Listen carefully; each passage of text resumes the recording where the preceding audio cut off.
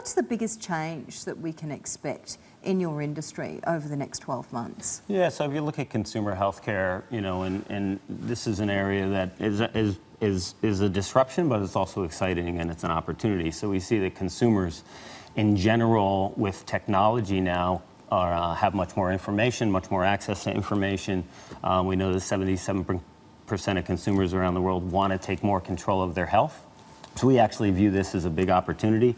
How we interact with consumers, 50% of the media consumed globally now is digital. That's very different than it was just a few years ago.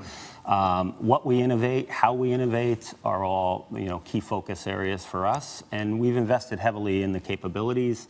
You know, we have a chief digital officer we brought in from Google, a head of data and analytics from Under Armour.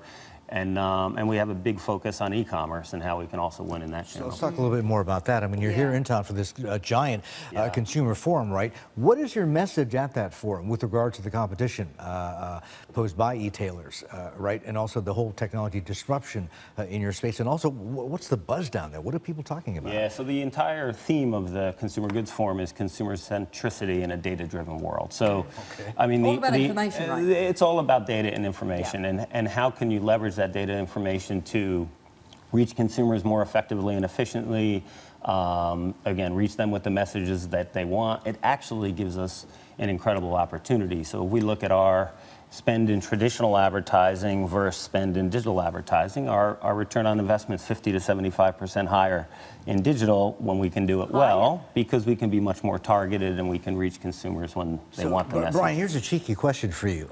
You know, the unit that you run, consumer healthcare, is one of three under the whole GSK umbrella, right?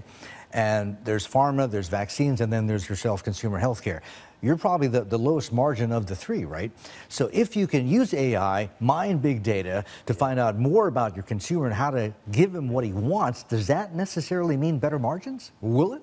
You're hoping it will, I'm sure. Well, in our business, you know, we've actually externally committed to taking our margins to the approaching mid-20s by 2022. At the time when we did the transaction with Novartis, we publicly went with that.